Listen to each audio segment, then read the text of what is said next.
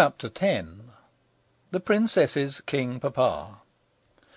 The weather continued fine for weeks, and the little princess went out every day. So long a period of fine weather had indeed never been known upon that mountain.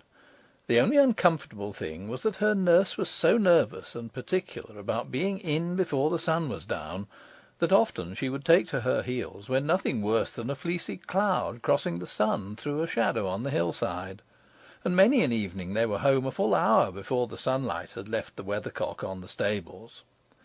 If it had not been for such odd behaviour, Irene would by this time have almost forgotten the goblins. She never forgot Curdie, but him she remembered for his own sake, and indeed would have remembered him if only because a princess never forgets her debts until they are paid. One splendid sunshiny day, about an hour after noon, Irene, who was playing on a lawn in the garden, heard the distant blast of a bugle. She jumped up with a cry of joy, for she knew by that particular blast that her father was on his way to see her. This part of the garden lay on the slope of the hill, and allowed a full view of the country below, so she shaded her eyes with her hand, and looked far away to catch the first glimpse of shining armour. In a few moments a little troop came glittering round the shoulder of a hill. Spears and helmets were sparkling and gleaming, banners were flying, horses prancing, and again came the bugle blast, which was to her like the voice of her father calling across the distance, "Irene, I'm coming." On and on they came, until she could clearly distinguish the king. He rode a white horse, and was taller than any of the men with him. He wore a narrow circle of gold set with jewels around his helmet, and as he came still nearer, Irene could discern the flashing of the stones in the sun. It was a long time since he had been to see her, and her little heart beat faster and faster as the shining troop approached, for she loved her king papa very dearly, and was nowhere so happy as in his arms. When they reached a certain point, after which she could see them no more from the garden, she ran to the gate, and there stood till up they came, clanging and stamping, with one more bright bugle blast, which said, "Irene, I am come." By this time the people of the house were all gathered at the gate, but Irene stood alone in front of them. When the horseman pulled up, she ran to the side of the white horse and held up her arms. The king stopped and took her hands. In an instant she was on the saddle and clasped in his great strong arms. I wish I could describe the king so that you could see him in your mind. He had gentle blue eyes, but a nose that made him look like an eagle. A long dark beard, streaked with silvery lines, flowed from his mouth almost to his waist, and as Irene sat on the saddle and hid her glad face upon his bosom, it mingled with the golden hair which her mother had given her, and the two together were like a cloud with streaks of the sun woven through it. After he had held her to his heart for a minute, he spoke to his white horse, and the great beautiful creature, which had been prancing so proudly a little while before, walked as gently as a lady, for he knew that he had a little lady on his back, through the gate and up to the door of the house. Then the king set her on the ground, and dismounting, took her hand and walked with her into the great hall, which was hardly ever entered except when he came to see his little princess. There he sat down with two of his counsellors who had accompanied him, to have some refreshment, and Irene sat on his right hand and drank her milk out of a wooden bowl curiously carved. After the king had eaten and drunk, he turned to the princess and said, stroking her hair, "Now, my child, what shall we do next?"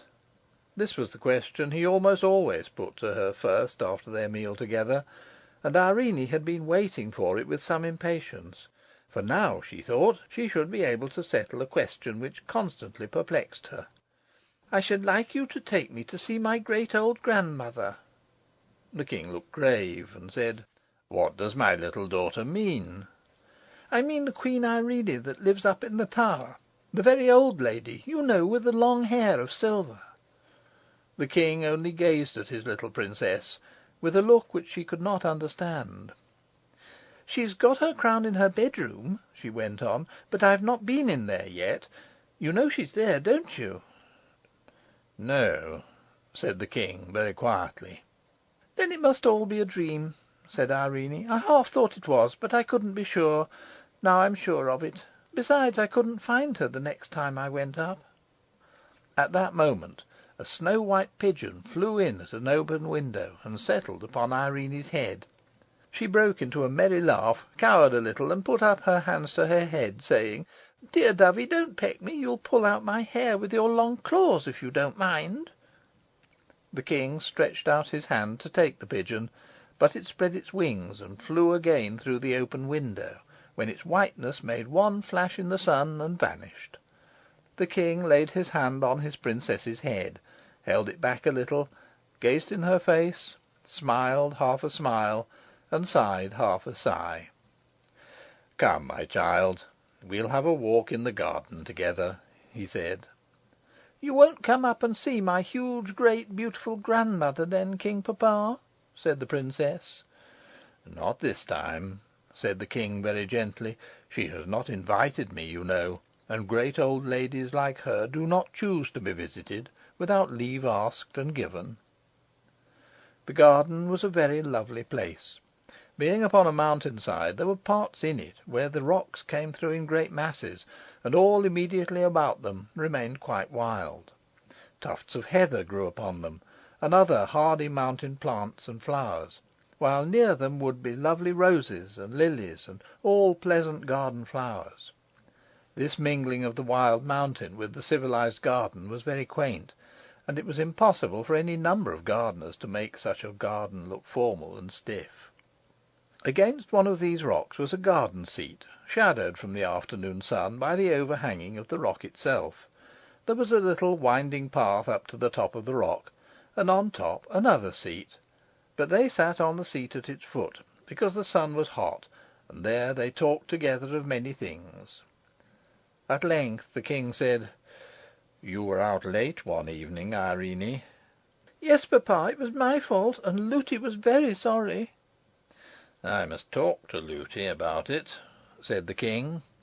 "Don't speak loud to her, please, papa," said Irene. "She's been so afraid of being late ever since. Indeed, she has not been naughty. It was only a mistake for once." "Once might be too often," murmured the king to himself, as he stroked his child's head. I can't tell you how he had come to know.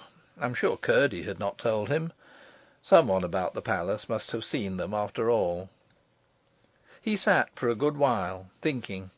There was no sound to be heard except that of a little stream, which ran merrily out of an opening in the rock by where they sat, and sped away down the hill through the garden. Then he rose, and leaving Irene where she was, went into the house and sent for Lootie, with whom he had a talk that made her cry.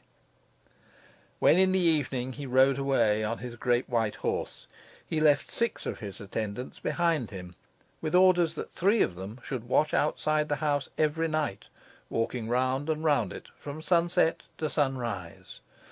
It was clear he was not quite comfortable about the princess. End of Chapter 10.